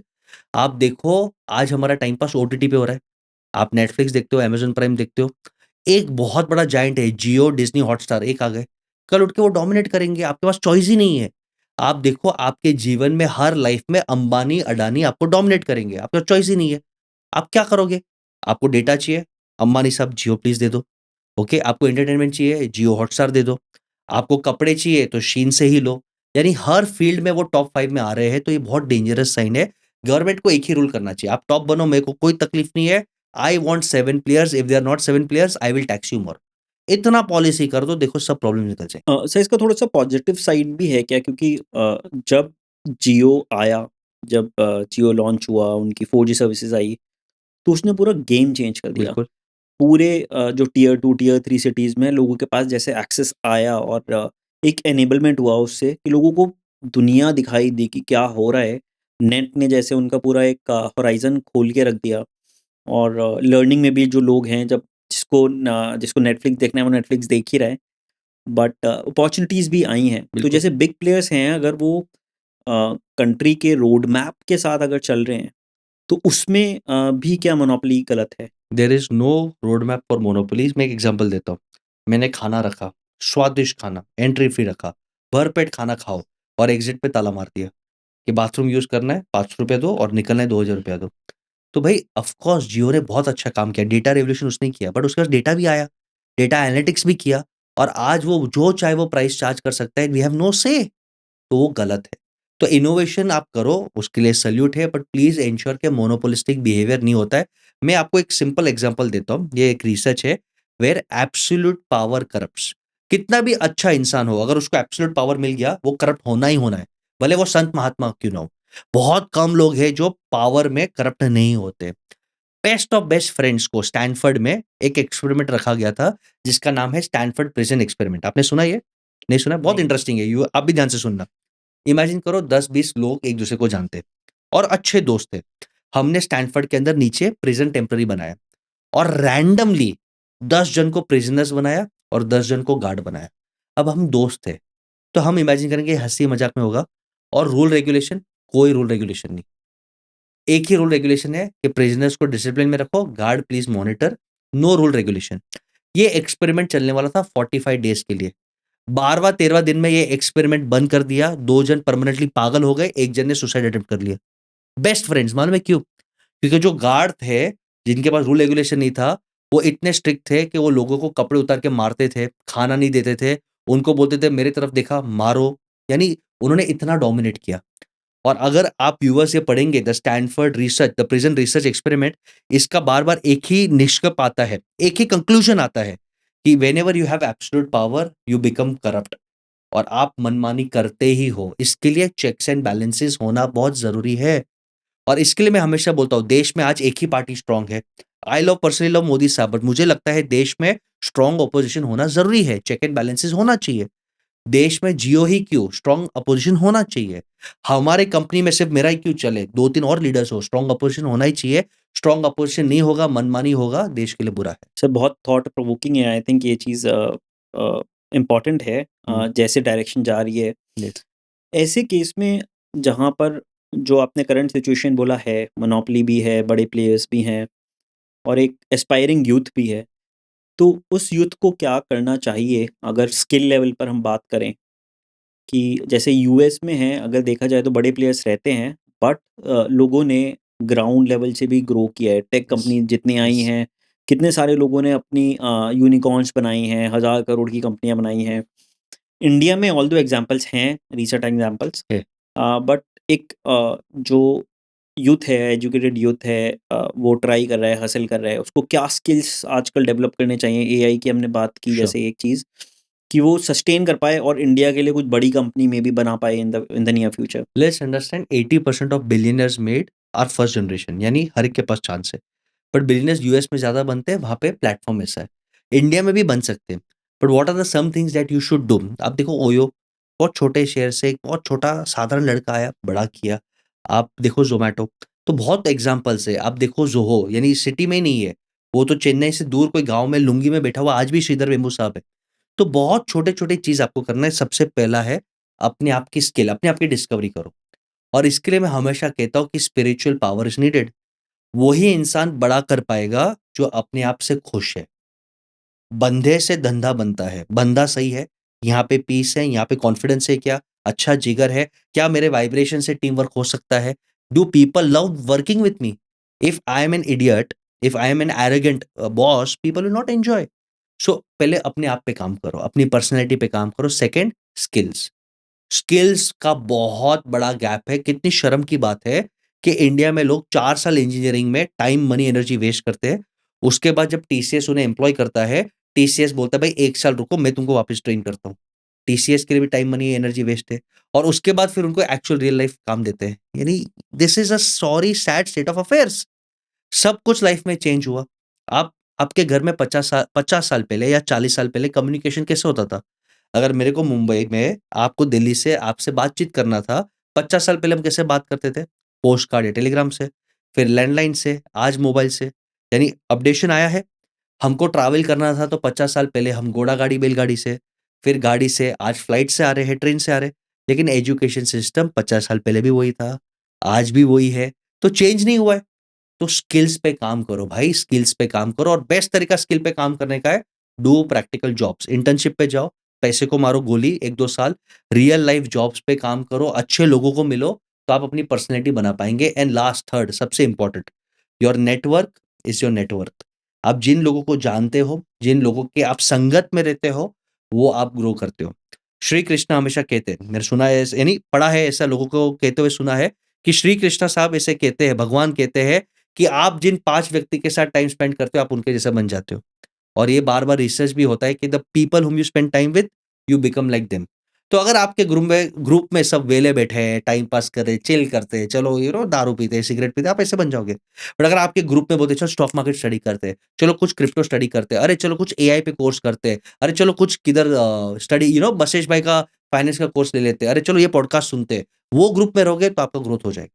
और मेरा हमेशा one of my most powerful quotes is, अगर 100% आपको करोड़पति बनना है, गारंटीड फॉर्मूला दे रहा हूँ। ये अगर आप करोगे तो गारंटीड करोड़पति है। 5 करोड़पति के साथ उठो बैठो। आप 5 करोड़पति के साथ उठोगे बैठोगे, आप भी करोड़पति बन जाओगे, क्योंकि आप उनके स्किल्स, उनके वाइब, वो कैसे बात करते हैं, कैसे सोचते हैं, कैसे डिसीजन लेते हैं, आप वैसे करते हो। और हम हमारे ग्रुप में इसके लिए द बिलियनियर समिट रखते हैं, जहाँ पे जो 1000 करोड़ के नेटवर्क पे है, उनके साथ आपको 3 दिन स्पेंड करने का मौका मिलता है। तो आप उनको ऑब्जर्व करो कि ये कैसे सोचते हैं, कैसे बोलते हैं, कैसे खाते हैं, क्या डिसीजंस लेते हैं, तो आपका पूरा लाइफ अपग्रेड हो जाता है। तो आई थिंक लोगों को स्पेंड करना चाहिए अपनी स्किल डेवलपमेंट में, बिल्कुल, ये एक आई थिंक इम्पोर्टेंट मैसेज है, चाहे वो बिल्कुल। कोचेस से हों, कोचिंग से हों, उन श्योर, सब चीज़ों पे उनको श्योर। करना चाहिए। यस। एक सर एमएसएमई या स्मॉल बिजनेस का अगर देखा जाए, तो एक बड़ा कॉन्फ्लिक्ट है ऑफलाइन वर्सेस ऑनलाइन बिजनेस का। तो उसको आप कैसे देखते हैं कि अगर कोई बिजनेस स्टार्ट कर रहा है या किसी का एक छोटा सा बिजनेस है, वो ऑनलाइन वर्सेस ऑफलाइन पे कैसे अपना एफर्ट डाले उस चीज़ पे? देखो, ऑनलाइन और ऑफलाइन क्वेश्चन गलत है। It is a choice of convenience. मुझे दूध चाहिए, या तो पहले मैं जाओ स्टोर से उठाओ, आज बटन दबाओ तो ब्लिंकिट 15 मिनट में दे रहा है। मुझे दूध चाहिए। तो ऑनलाइन या ऑफलाइन एक माध्यम हो गया। तो आप हमेशा देखो कि एक टारगेट ऑडियंस रहेगा जो हमेशा ऑफलाइन जाएगा, और जो यंग टारगेट ऑडियंस है वो ऑनलाइन जाएगा। तो online is here to stay, quick commerce is here to stay. 1 साल पहले सबको लगता था, एग्ज़ैक्टली 1 साल पहले 2024 के स्टार्ट में, क्विक कॉमर्स फैड है, लॉस करके भाग जाएँगे। प्रॉफिटेबल है ब्लिंकिट आज। डीमार्ट के पसीने छोड़ दिए। डीमार्ट 15,000 करोड़ के टर्नओवर पे है, ये लोग ऑलमोस्ट 2,000 करोड़ के टर्नओवर पे है। 3 साल में इनका टर्नओवर डीमार्ट से ज़्यादा हो सकता है। डीमार्ट को इतने सालों लगे, ये 3 साल में डीमार्ट को तोड़ सकते हैं। तो ट्रेंड्स आएँगे। तो मैंने आपको जैसे अर्बन कंपनी का एग्ज़ाम्पल दिया था, बी एजाइल। ये महाभारत है, ये कुरुक्षेत्र है। आप स्ट्रैटेजी, रणनीति अगर अपडेट नहीं करोगे तो आप हार जाओगे। तो आप ओपन रहिए दोनों के लिए। आप ऑनलाइन भी करो, ऑफलाइन भी करो। जो ज़्यादा जिधर फ्लो जाता है उधर आप अपडेट करो अपने आप को, तब सर्वाइव करेंगे। जिद में जो इंसान रहेगा कि नहीं मैं यही करूँगा, वो खत्म हो जाएगा। और सर ये मॉडल जैसे आपने क्विक कॉमर्स का बोला, आपको लगता है ये सस्टेनेबल है? क्योंकि गिवन इंडिया में एक तो स्प्रेड बहुत ज़्यादा है, जो लोकल किराना स्टोर्स हैं, sure. Mom and pop stores हैं, उन सब का स्प्रेड है। और जैसे हमने देखा कि इन सब ने प्लेटफ़ॉर्म फ़ी भी लगाना स्टार्ट कर दिया है। यस, स्विगी के जो डिलीवरी फ़ी है वो तो है ही, बट जो डिश के प्राइस हैं, यस, वो भी फ्लक्चुएट करते यस। हैं। जो रेस्टोरेंट में वो सस्ती मिलती है, ये इनके प्लेटफ़ॉर्म पे महँगा मिलता है। Still people are buying, which proves that the market is there. मुझे मालूम है कि मैं लोकल वहाँ पे जाऊँगा तो ₹100 में इडली मिल जाएगा। यहाँ पे ₹150 का इडली है, क्योंकि रेस्टोरेंट बोलते हैं 30% इससे ही काटो, प्लस ₹10 हैंडलिंग चार्ज है, टिप है, सर्च प्राइसिंग है। तो ₹100 का इडली 180 में आ रहा है, ले रहे हैं ना लोग। तो बिज़नेस मॉडल प्रूव हो गया। उनको वैल्यू क्या चाहिए? घर पे बैठे मूड हुआ, आधे घंटे में चाहिए, भाई मूड हुआ अभी चाहिए, कन्वीनियंस चाहिए। तो quick commerce is here to stay, already profitable है और वो जिस तरह से स्केल पे जाएँगे, मैं बहुत शॉक नहीं होगा कि कुछ-कुछ जो छोटे किराने दुकान है ना, वो अपने आप को डार्क स्टोर में कन्वर्ट कर देंगे कि भाई हम भी ज़ेप्टो, ब्लिंकिट पे लिस्ट हो जाते हैं, ऐसे फुटफॉल नहीं आ रहा, बाइकर आके तो सामान लेके जाए, खुद तो रोटेशन हो जाए। तो quick commerce is definitely here to stay. छोटे रेस्टोरेंट ने तो यही किया ही है कि जब वहाँ पर जो आई थिंक खाने गया है उसको बाद में ऑर्डर मिलता है, स्विगी वाला खड़ा है उसको पहले ऑर्डर दे यस, देते हैं, वही यस, चीज़ होता है। प्रायोरिटी है। हाँ जी। सर अगर कुछ बिजनेस के मेन पिलर्स बोलें कि अगर किसी को बिजनेस स्टार्ट करना है या तो कुछ की पिलर्स आप क्या बोलेंगे कि होगा? देखो आप गाड़ी चला रहे हो, ओके? गाड़ी चला रहे हो, तो आपका बिज़नेस गाड़ी है, तो ड्राइवर अच्छा होना चाहिए। मारुति हो या मर्सिडीज़ हो, ड्राइवर भंगार है तो गाड़ी का एक्सीडेंट करेगा, तो पहले अपने आप को सुधारो, बंदे से धंधा मिलता है। फिर आपके गाड़ी के 4 व्हील्स होते हैं, वो 4 व्हील्स को अगर आपने ध्यान से नहीं रखा, तो एक्सीडेंट हो जाएगा। एक भी व्हील बर्स्ट हो गया, तो आप डेस्टिनेशन तक नहीं पहुँच पाएँगे। पहला व्हील है आपका टीम। भाई अकेला आदमी कुछ उखाड़ नहीं सकता। The great Sachin Tendulkar also needed Dhoni, Zaheer Khan, Sehwag, Yuvraj Singh to win the 2011 World Cup. तो पहला टायर है टीम, कि टीम नहीं तो अच्छे एजेंसी, अच्छे पार्टनर्स ढूँढो। दूसरा टायर है डेटा एंड सिस्टम्स। आज मोटा-मोटी स्टार्टअप्स और एमएसएमई के पास डेटा ही नहीं है। हम क्या धंधा कर रहे हैं, कितने रुपए का माल है, क्या मार्जिन है, तो दूसरा टायर बर्स्ट हो गया। ये 2 हो गया तो थर्ड टायर हम लोग ध्यान ही नहीं देते मार्केटिंग का। मार्केटिंग तो चाहिए ना दोस्त, क्योंकि अवेयरनेस ही नहीं है। लोगों को मालूम ही नहीं है बसेश गाला करके आदमी है, जो 9 महीने में आईपीओ निकालता है, लोगों को मालूम ही नहीं है तो मेरा धंधा कैसे बढ़ेगा? एंड देन चौथा टायर सेल्स है। मार्केटिंग अलग है, सेल्स अलग है। सेल्स का मतलब मार्केटिंग का काम है अवेयरनेस करना, सेल्स का काम है इंटरेस्टेड आदमी के जेब से पैसे निकाल के उसको वैल्यू देना। तो ये 4 टायर्स के साथ है आपका अल्टीमेट इंजन और फ्यूल जो है फाइनेंस। फाइनेंस को मैनेज करो। तो बिज़नेस रन करना है तो गाड़ी का मॉडल फॉलो करो। Be a good driver, have good finance grip, good petrol, good engine, team, system, marketing, sales इसको कंट्रोल कर लो। आपको जिधर पहुँचना है आप पहुँच जाओगे। एक भी टायर बर्स्ट हो गया, फ्यूल खत्म हो गया, ड्राइवर कमज़ोर है, एक्सीडेंट हो जाएगा।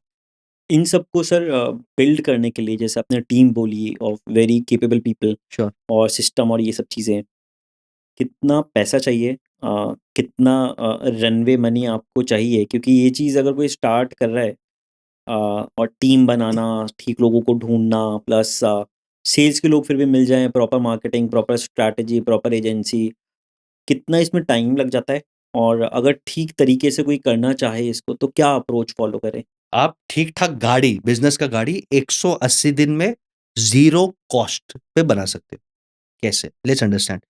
भाई अगर मैंने हमेशा बोला ना पहले आप अपने पर्सनैलिटी पे काम करो। If you have a good LinkedIn profile, if people love you, लोग आपको जॉइन करेंगे। कि यार सैलरी आप बेसिक मुझे कुछ दे दो, प्रॉफिट शेयरिंग दे दो, पार्टनरशिप दे दो। यानी अगर आपकी पर्सनैलिटी, एथिक्स, नेटवर्क नहीं तो कोई काम नहीं करेगा। और मैं हमेशा कहता हूँ कि this is inspired by Lord Ram भगवान। जब राम भगवान वनवास में गए थे और उनको युद्ध लड़ना पड़ा रावण के सामने, कौन था उनके पास? और उनकी पर्सनैलिटी चरित्र ऐसी थी कि वानर सेना जॉइन हुआ, जामवंत जॉइन हुआ, जटायु आया, तो पीपल जॉइन्ड हिम। तो आपको टीम बनाने के लिए पहले 2-3 जन आपके फ्रेंड्स, फैमिली, नेटवर्क से ही खड़ा करो, जो आप पे ट्रस्ट करते हैं। तो आपकी टीम बनना चालू हो गई। सेकंड है सिस्टम्स। आज के तारीख में जो इंसान ये पॉडकास्ट देख सकता है, वो यूट्यूब पे भी मेरे वीडियोज़ देख सकता है। ज़ीरो कॉस्ट सॉफ्टवेयर अवेलेबल है। व्हाट्सएप मार्केटिंग करने के लिए टाइम चाहिए और हार्ड वर्क चाहिए, पैसे नहीं चाहिए। इंस्टाग्राम मार्केटिंग करने के लिए टाइम चाहिए, हार्ड वर्क चाहिए, पैसे नहीं चाहिए। कस्टमर से बात करने के लिए डेटा अनलिमिटेड प्लान है, टाइम चाहिए, मेहनत चाहिए, पैसे नहीं चाहिए। तो सिस्टम सेट करने के लिए 2000, 5000, 15000 रुपए में बेस्ट सॉफ्टवेयर मैं देता हूँ। हमारे नेटवर्क में है, डालो, कोई कॉस्ट नहीं है। मार्केटिंग करना है, कितना बजट है स्पेसएक्स का, टेस्ला का मार्केटिंग बजट ₹0। इलॉन मस्क खुद उसका मार्केटिंग एम्बेसडर है। आप मार्केटिंग करो, स्टार्ट करो। एंड सेल्स पहले खुद सेल्स करके दिखाओ। तो ये एक-एक व्हील को सेट करने के लिए पैसा नहीं लगता, जैसे प्रॉफिट बढ़ता है, फिर आप पेड आदमी रखो। पैसा और आया, पेड सिस्टम्स डालो, पैसा आया फिर पेड मार्केटिंग करो, पैसा आया पेड सेल्समैन रखो। तो स्टार्टिंग में रन करने के लिए कुछ नहीं चाहिए, जिगर चाहिए, अच्छा मेंटर चाहिए, अच्छा रोड मैप चाहिए, आप स्टार्ट कर सकते हो। मेंटर्स की सर आपने बात की, मेंटर्स का आई थिंक बहुत इंपॉर्टेंट रोल है, बिल्कुल। हमने पहले भी देखा है। तो मेंटर्स को कैसे अप्रोच किया जाए कि क्योंकि इंडिया में जो मेंटरशिप कल्चर है वो उतना स्ट्रांग नहीं है, उतना स्ट्रीमलाइन नहीं है और मे बी अगर हम लिंक्डइन पे किसी को रीच आउट करें तो they might not reply. I tell you why. किसी ने सद्गुरु जी से ये पूछा कि why do you need a guru? I I will talk with God directly, why do you need a guru? तो उनका मुझे कोट बहुत अच्छा लगा कि you need a GPS. Which will tell you कि भाई आगे ट्रैफिक है, यहाँ पे लेफ्ट टर्न ले, यहाँ पे राइट टर्न ले, ये डिटॉर कर। तो मेंटर का काम वो होता है। मेंटर वो होता है जो आपको आईना दिखा सके, आपको डंडा मार सके, आपका कान खींच सके। मैंने लाइफ में कभी भी 1000 करोड़ का सोचा नहीं था, मैं 10 करोड़ से खुश था। जब एक बड़े आदमी ने मुझे बोला कि गाली देके बोला, बसेश तू बीप बीप बीप है, तू बड़ा कर सकता है, why don't you go abroad. I started in Mauritius, I started in US, my courses बिक रहे हैं अच्छे से। किसी ने पुश किया मुझे। The great Sachin Tendulkar also needed a coach to correct his flaw when he was down. So एक मेंटोर का होना बहुत जरूरी है। क्लासिकल एग्जांपल सबको मालूम है। महाभारत के युद्ध में the Pandavas were under powered. सामने कौरव्स के पास कर्ण था, द्रोणाचार्य, मौर्य आर्मी, भीष्म पिता सब थे, पर इनके पास एक राइट मेंटोर था जो वॉर लड़ता नहीं था, गाइड कर रहा था। तो अच्छा मेंटोर होना बहुत जरूरी है, बट राइट मेंटोर। ओके, अब मेंटोर्स ढूंढते कैसे? तो भाई आजकल का यूथ का प्रॉब्लम क्या मालूम है? लिंक्डइन में मुझे भी रिक्वेस्ट आता है, sir I want to meet you, please give me your number. अरे भाई मेरे पास 10,000 काम है। बट अगर वो हमको दिखाते हैं, सर ये मेरा प्रोजेक्ट है, ask your team to review, okay, can I get please 2 minutes of time, मैं ये कर रहा हूँ, मैं बहुत वैल्यू करता हूँ। अगर वो ग्रेटिट्यूड और स्पार्क दिखता है तो हम और हमारी टीम डेफिनेटली रीच आउट करते हैं। आप मानोगे, मैंने अच्छे अच्छे लोगों को लिंक्डइन पे लिखा है, Dev replied back, looking at the profile, looking at your language. तो इंटेंट और प्रोफाइल है। आजकल के यूथ का प्रॉब्लम क्या मालूम है? उनका हक हो गया, सर मेल किया प्लीज रिप्लाई करो। आप मानोगे नहीं, मैंने एक पॉडकास्ट में बोल दिया कि जिस यूथ का बिजनेस अच्छा है उसको मैं 3 लाख रुपया 5 लाख रुपया ग्रांट दे दूंगा। लिंक्डइन पे ऐसे पोस्ट आते हैं, सर आपने बोला था ना मेरे को चाय का थैला खोलना है, 5 लाख भेजो। अरे भाई ये क्या बात हुई? तो हमने बाकायदा एक फॉर्म बनाया है, आपके प्लेटफॉर्म पे भी बोलता हूँ, baseshgala.com/risex। आइडियाज को हम देते नहीं है। अगर आपका बिजनेस चल रहा है और उसके अंदर स्पार्क है, आपके अंदर स्पार्क है, आप अप्लाई करिए। हम 3 लाख 5 लाख रुपया ग्रांट देते हैं। इक्विटी नहीं चाहिए, ब्याज नहीं चाहिए, ये पैसा रखो, जब आपके पास आएगा तब वापस दे देना या डोनेट कर देना। और हम आपको मेंटोरिंग देते हैं। We want powerful youth to grow, but आपको अप्लाई करना पड़ेगा। आपको मालूम है, हमको डीएम्स इंस्टाग्राम पे और लिंक्डइन पे दिन के 25-50 डीएम आते हैं, लेकिन 3 महीने में सिर्फ 7 जन ने वो लिंक में अप्लाई किया है। यानी अप्लाई करने में, एक वर्ड डॉक्यूमेंट भरने में लोगों को आलस आता है और उनको लगता है 5 लाख ऐसे ही मिल जाएगा, मेंटोरिंग ऐसे ही मिल जाएगा। तो you have to work hard. तो अगर आप वो हार्ड वर्क करते हो, वो सातों जन जिन्होंने भी फॉर्म किया, मेरी टीम ने उनको वीडियो कॉल किया, एटलीस्ट बेसिक गाइडेंस किया। सिलेक्ट हुए ठीक है, नहीं हुए ठीक है, गाइडेंस तो मिला। तो यू रीच्ड आउट। तो लोगों के अंदर स्पार्क ही नहीं है, भूख नहीं है, तो मेंटोर नहीं मिलेगा। स्पार्क है, भूख है, तो मेंटोर मिलेगा। और एक सब टिप, मैं प्रो टिप देना चाहता हूँ, किसी को भी अप्रोच करो तो मत बोलो सर पैसा चाहिए, जॉब चाहिए। बोलो सर 2 मिनट का गाइडेंस चाहिए, आशीर्वाद चाहिए, please guide us, I want to do something nice. तो आपको मेंटर हेल्प करेगा। नहीं तो आप जैसे बोलोगे सर पैसा चाहिए, जॉब चाहिए, ब्लॉक। ठीक है? हाँ, आई थिंक क्योंकि I think volume of people reaching out भी बहुत ज़्यादा है ना इंडिया में। बिल्कुल। आप समझो, अगर ये देख लिया और अगर मैंने बोल दिया हाँ, जो भी रीच आउट करता है सबको पैसे दूँगा, लिंक्डइन ब्लॉक हो गया। बट हम सबको रिप्लाई करते हैं कि प्लीज़ आप यहाँ पे अप्लाई करिए, we will guide you. But आप इमेजिन करो 300-400 जन जिन्होंने रीच आउट किया, सिर्फ 7 जन ने अप्लाई किया। यानी जिनको फंडिंग चाहिए उनको भी वो सीरियसनेस नहीं है कि हाँ, हम बाद में अप्लाई कर लेंगे। तो you need to have that focus. और सर जो लोग जैसे जॉब से हैं और वो धीरे-धीरे अपना पैरेलली कुछ बिज़नेस बनाना श्योर। चाहते हैं, तो आई थिंक वो एक सेफ्टी नेट भी देखते हैं कि यार ठीक है, इतने महीने का मैं सेविंग बना लेता हूँ, उसके बाद फिर मैं धीरे-धीरे स्टार्ट करूँगा। तो वो कैसे प्लान करना चाहिए कि अपनी सेविंग्स कितनी रखनी चाहिए, जो रनवे कॉस्ट होती है वो बिल्कुल। कितनी प्लान करनी चाहिए? देखो पहले तो ईएमआई जीव है कि नहीं वो चेक करो, भाई ईएमआई कितना है? क्योंकि अगर ईएमआई है तो भाई you are already a part of the slave system, you have to work. EMI है घर का, कार का, मैरिज, एजुकेशन जो भी है। तो मैं हमेशा पहले क्या कर बोलता हूँ कि before quitting your job start a part time gig. आपका जॉब 9 टू 6 है, घर पे आकर रोज 1-2 घंटा पार्ट टाइम करो, संडेज़ करो, कि आपको पता चले कि क्या आप उसमें जेन्युइनली अच्छे हो बिफोर कमिटिंग। अगर आप अच्छे हो, I always recommend ensure you have 6 months of safety pool to live your life. 6 months 180 दिन इनफ टाइम है आपको एक्सपेरिमेंट करके आइडिया आ जाने का। तब तक अगर आप में स्पार्क है तो कोई ना कोई जुड़ के आपको हेल्प कर लेगा। तो 6 मंथ्स 6 मंथ्स इज़ अ बिल्कुल decent good amount time. Of time. Yes. और सर आई थिंक 2019 से अगेन जितने इन्फ्लुएंसर्स थे सबने पूरा ज्ञान दिया कि स्टॉक मार्केट में इन्वेस्ट करो, स्टॉक मार्केट में इन्वेस्ट करो। और किया लोगों ने काफ़ी सारी जो म्यूचुअल फंड की अगर हम डेटा देखें तो फिर काफ़ी अपना पार्टिसिपेशन बढ़ा है। लोगों ने वेल्थ ग्रो भी किया था, एसआईपी वगैरह सब कर रहे हैं। अभी जो मार्केट की हालत है उसमें लोगों ने एक्सपेक्ट नहीं किया था। ऑल्दो मैंने देखा है आपके भी वीडियो आपने किया था कि ओवर वैल्यूड था मार्केट, वो कहीं ना कहीं नीचे हमने तो आना था। डेट बोला था कि जैन एंड में मार्केट करेक्ट होगा और बहुत सारे यूथ खून के आंसू रोएंगे, हमने ये बोला हुआ है। बहुत प्रेडिक्टेड एक्सपेक्टेड था। तो ये अभी इस चीज़ को हैंडल करने के लिए लोगों को क्या करना चाहिए और आगे का आपका प्रेडिक्शन क्या है इस चीज़ को भाई लेके? एक चीज़ तो, ये जितने भी इन्फ्लुएंसर्स और जितने भी लोगों ने पैसे बनाए, देव वेव को राइड किया है। ये लोग ने वेव को राइड किया, उनका लक था, उनका कोई स्किल नहीं है, ऐसा मेरा मानना है। बहुत बहुत से लोग मेरे दोस्त भी है। अब स्किल पता चलेगा। अब कोई इन्फ्लुएंसर में दम है और वो बोले कि सर आप इसमें ले लो, इसमें पैसा बनेगा और वो बनता है, तो अब स्किल दिखता है। तो यूथ को एक ही कहना है कि stock market is not a money making tool. इसको आप पॉकेट मनी या चिल मनी के लिए मत यूज़ करो। This is good for long term wealth creation, mid term wealth creation. और अगर आप इसको बिज़नेस मानते हो तो डेली न्यूज़पेपर्स पढ़ो, टेक्निकल चार्ट्स पढ़ो, डेली 4-5-6 घंटा काम करो। वो दिन चले गए कि ड्रीम 11 जैसा टीम बना लिया, स्टॉक मार्केट से पैसे निकल गया, वो दिन चले गए। ओके? मार्केट्स अभी भी ओवर वैल्यूड है। I expect a further 10-15% correction. और मैं तो हैप्पी हूँ, क्यों? क्योंकि हम प्लान करते हैं यही मोमेंट्स के लिए। This is where real wealth is made. जब पूरी दुनिया रोती है, हमारे पास कैश रिज़र्व रहता है, हम अभी एसेट्स को फेयर वैल्यू पे उठाते हैं लॉन्ग टर्म के लिए। तो मेरा यूथ को एक ही मैसेज है, डाइवर्सिफाई। स्टॉक मार्केट से आपका घर नहीं चलेगा, स्टॉक मार्केट आपके वेल्थ ड्रीम्स को पूरे करेंगे। पहले अपने स्किल्स पे काम करो, एक्टिव इनकम बिल्ड करो, पैसिव इनकम बिल्ड करो, फिर स्टॉक मार्केट से कमाओ, ऐसे मत कमाओ। स्टॉक मार्केट के भरोसे मत बैठो कि उससे अमीर हो जाएँगे, वो नहीं होगा। वो 4 साल कोविड का आपको बोनस मलाई मिल गया, अब रियलिटी चेक आ गया। और सर जिसने इन्वेस्ट किया हुआ है अभी उसको इन्वेस्टेड रहना चाहिए। कितने टाइम में आप श्योर। एक्सपेक्ट कर रहे हैं कि मार्केट वापस अपने ठीक लेवल आई पर आई आएगा? प्रेडिक्ट अक्टूबर के बाद वापस हल्का धीरे-धीरे होगा, बट बहुत सेक्टर और स्टॉक स्पेसिफिक होगा, नॉट मार्केट। सो अगर आपको लगता है, कोई एक्सपर्ट को पकड़िए, अपने पोर्टफोलियो रिव्यू कराइए, अगर वो स्टॉक में पोटेंशियल है तो होल्ड करिए, बिल्कुल पोटेंशियल नहीं है तो sell it and rebalance your portfolio. एक सर अल्टरनेट एसेट आता है रियल एस्टेट का। बिल्कुल, जिसने भी मतलब अगेन कोविड के बाद से रियल एस्टेट का जो प्राइसिंग हुआ है वो डबल भी हो गया है, श्योर। 2.5 टाइम्स 3 टाइम्स हुआ है। ये देखते हुए लोगों ने काफ़ी इन्वेस्ट किया है। तो रियल एस्टेट मार्केट का भी आप करेक्शन एक्सपेक्ट करते हैं या क्योंकि इंडिया में एक और चीज़ की प्रॉब्लम जो है ना, वो ये है कि बहुत कॉन्सन्ट्रेशन ऑफ डेवलपमेंट हो गया है। मुंबई हो गया, बैंगलोर हो गया, दिल्ली हो गया, गुड़गाँव। नोएडा हो गया और यहाँ पर गुड़गाँव हो गया। और यहाँ पर रियल एस्टेट के प्राइस इतने बढ़ गए हैं कि बिज़नेस को सस्टेन कराने के लिए तुम्हारा रियल एस्टेट का कॉस्ट निकालना बड़ा मुश्किल बिल्कुल, हो गया है। अगर आप बिल्कुल, गुड़गाँव में आप कुछ बिज़नेस करना चाहो, स्कूल की फ़ीस ज़्यादा है गुड़गाँव में, जो मुझे रिसेंटली पता चला कि काफ़ी ज़्यादा है क्योंकि उनकी रियल एस्टेट की कॉस्ट ज़्यादा बिल्कुल। हो गई है।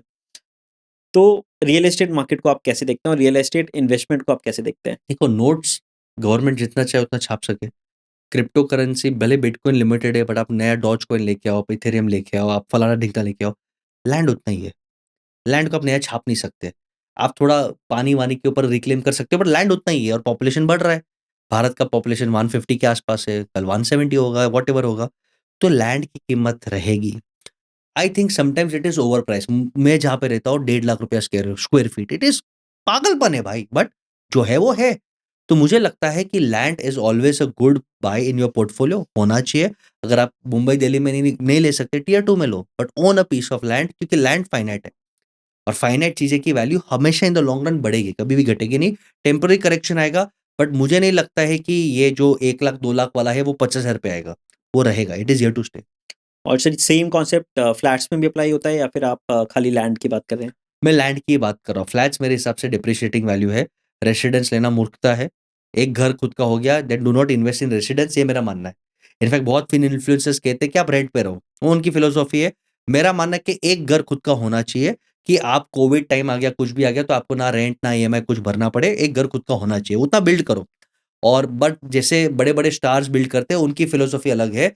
आप और फ्लैट्स में इन्वेस्ट मत करो, क्योंकि फ्लैट डेप्रिशिएटिंग एसेट है। 30 साल, 40 साल, 50 साल में आपको डिमोलिश करके वापस बनाना पड़ेगा, but try to own a piece of land wherever possible. या कमर्शियल प्रॉपर्टी ओन करो, वेयरहाउस ओन करो, इंडस्ट्रियल का कोई गाला ओन करो, they will give you good returns. और सर कोई वर्किंग इंसान के लिए वर्किंग अगर कोई पर्सन है तो फ्रॉम द लेवल ऑफ एक डिसेंट लाइफ चल रही है, एवरेज सैलरी आ रही है, इससे एक अच्छे लेवल पे अगर उसे जाना है, लेट्स बिल्कुल। से ही is aiming to build a portfolio of let's say 5 CR और 10 सीआर, उसका क्या वो स्टेप फॉलो कर सकता है इस एक चीज़ के बहुत लिए? सिंपल स्टेप है, आपको जो भी बिल्ड करना है, बेसिक स्टेप फॉलो करो। आपका जितना इनकम है, वो इनकम से पहले 2 आप भाग निकाल लो, सबसे पहले निकाल लो। आप 25,000 की नौकरी करो या 2.5 लाख की नौकरी कर रहे हो, 25,000 वाला ज़्यादा वेल्दी हो सकता है अगर वो डिसिप्लिन फॉलो करे। क्योंकि 2.5 लाख वाला अगर क्रेडिट कार्ड पे 3 लाख का स्पेंड कर दिया वही, क्या बचेगा? तो सबसे पहले आप 2 जगह पे पैसे सेव करो। एक है आपका इन्वेस्टमेंट पूल, जहाँ पे हल्का आपका एसआईपी हो सकता है। आप इंडेक्स फंड में डाल दो, आप गोल्ड एसआईपी कर लो। गोल्ड एसआईपी में जिसने पैसा डाला भाई आज राजा है। सो मैंने अपने डॉटर का उसके जन्म से 5,000 10,000 गोल्ड एसआईपी कर लिया। Today that portfolio she is 7.5 years, it's in lakhs. Okay, तो गोल्ड एसआईपी अच्छा है। तो आप गोल्ड एसआईपी कर दो, इंडेक्स फंड कर दो, ये इन्वेस्टमेंट पूल हो गया। आप रियल एस्टेट नहीं कर सकते, 5,000 रुपए निकाल सकते हो, 1,000 रुपए के 5 एसआईपीज कर लो। इंडेक्स ईटीएफ है, गोल्ड एसआईपी है, ऐसा कुछ कर लो। और 2,000 रुपया आप एक एफडी या बैंक अकाउंट में साइड में रख दो। उसे मैं कहता हूँ लिक्विड पूल। तो एक लिक्विड पूल बनाओ और एक सेविंग्स पूल बनाओ, एक इन्वेस्टमेंट पूल बनाओ। ओवर टाइम क्या होगा, आपके पास 6 महीने का इमरजेंसी फंड तैयार हो गया और आपके पास इन्वेस्टमेंट पोर्टफोलियो तैयार हो गया। अब लाइफ में कोई इमरजेंसी है तो आपके पास पैसे है, और अपॉर्चुनिटी आया तो भी पैसे है। जैसे अगर मार्केट बहुत गिर गया और आपको लगता है यार एचडीएफसी बैंक स्टॉक इतना सस्ता मिल रहा है, इमरजेंसी फंड फंड में से 1 लाख निकाल के ले लो। आपको लगता है यार मेरा ड्रीम प्रॉपर्टी है, ये 3 करोड़ का था, अब बिल्डर थोड़ा तकलीफ में, ये 2 करोड़ में मिल रहा है, डाउन पेमेंट करना है, ये 25 लाख निकाल के ले लो। तो जो इंसान एक लिक्विड पूल, सेविंग्स पूल सकता है और इन्वेस्टमेंट पूल हर महीने बिल्ड करता है डिसिप्लिन से, भले 25,000 कमाता हो या 2.5 लाख कमाता हो, वो हिट है। मैं 2 दिन पहले एक सर्जन को मिला जो एक-एक सर्जरी का 5 लाख चार्ज करते हैं, और वो आदमी के पास आज 2 करोड़ का भी पोर्टफोलियो नहीं है, क्योंकि उसको फाइनेंस मैनेज करने को आता नहीं है। पैसा आ रहा है, किधर जा रहा है, लाइफ़स्टाइल में उड़ रहा है, वेकेशन में उड़ रहा है, किसके भरोसे बाहर ब्याज पे पैसा दे दिया। So please learn financial literacy, और सेविंग्स पूल, इन्वेस्टमेंट पूल आपने मास्टर कर लिया तो आप राजा। Thanks a lot sir. I think बहुत डाइवर्स टॉपिक्स पे हमने आज बात की है, बहुत कुछ सीखने को मिला है। I think on an ending note मैं यही आपसे पूछूंगा कि यूथ के लिए आपको कोई मैसेज या फिर कोई गाइडेंस, जिस तरह से आप कंपनीज को हेल्प करते हैं, कुछ ऐसा एंडिंग मंत्र आप कुछ देना चाहेंगे ऑडियंस को? Sure, ABCD, please follow this formula. A is assumptions, please do not assume, अपने दुनिया से बाहर निकल के ग्राउंड रियलिटी चेक करिए। B is believe in yourself and India story, बहुत अमेजिंग है। C is cash flow, finance सीखो भाई, फाइनेंस के सिवाय कुछ भी नहीं है। And D is have deep skills, ऊपर-ऊपर का नहीं, कोई भी एक फील्ड का बाप बन जाओ, डीप स्किल्स रखो। जो इंसान ये ABCD फॉलो करता है वो लाइफ में खुश रहेगा। Thanks a lot sir, it was really nice meeting you and learning a lot from you. Thank thanks you a for lot. Having me, all the best.